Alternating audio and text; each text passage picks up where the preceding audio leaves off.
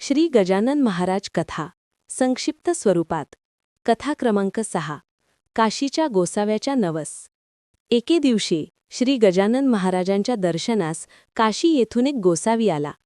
श्री गजानन महाराजांच्या दर्शनासाठी उसळलेली भक्तांची गर्दी पाहून तो शांतपणे बाजूला उभा राहिला। हे पाहून श्री गजानन महाराजांनी त्याला जवळ बोलावले आणि अंतर्ज्ञानाने त्याच्या मनातील हेतू जाणून त्याला नवस फेडण्यास सांगितले।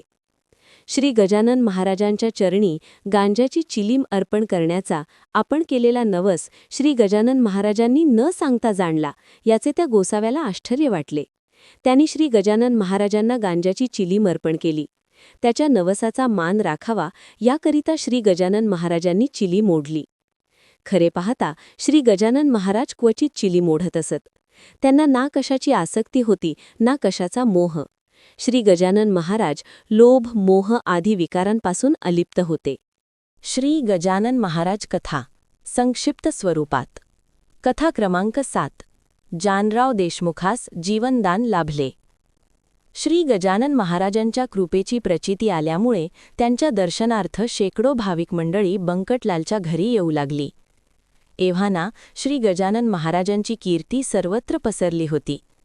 शेगावातील जानराव देशमुख नावाचे गृहस्थ कित्येक दिवसांपासून आजारी होते। वैद्य डॉक्टर अशा सर्वांनीच जानरावांच्या आजारपणापुढे हात टेकले होते। औषधे गंडेदोरे कशाचाही उपयोग होईना। दिवसेंदिवस जानरावाची प्रकृती खालावत चालली आणि ते मृत्यूच्या दिशेने वाटचाल करू लागले। अशातच त्यांच्या एका नातेवाईकाने श्री गजानन महाराजांचे चरणतीर्थ जानराव देशमुखांना पाजले आणि काही दिवसातच अक्षरशः चमत्कार घडून आला। जानराव ठणठणीत बरे झाले। श्री गजानन महाराजांच्या चरणामृताने जानरावांना नवे आयुष्य लाभले। या व अशा अनेक घटनांमुळे श्री गजानन महाराजांमधील दैवत्व सर्वांना प्रखरतेने जाणवू लागले। श्री गजानन महाराज कथा संक्षिप्त स्वरूपात कथा क्रमांक 8 विस्तवाशिवाय अग्नी प्रकटला। शेगावात श्री गजानन महाराजांवर प्रेम व भक्ती करणारी मंडळी होती। त्याचप्रमाणे त्यांचा द्वेष करणारी जानकीराम सोनारसारखी काही मंडळी देखील होती। एकदा श्री गजानन महाराजांना चिलीम ओढावीशी वाटली। सकाळची वेळ होती। बंकटलालच्या घरी विस्तव पेटला नसल्याने भक्त मंडळींनी जानकीराम सोनाराकडून विस्तव आणण्याचे ठरविले। जानकीराम सोनाराने विस्तव देण्यास नकार दिला।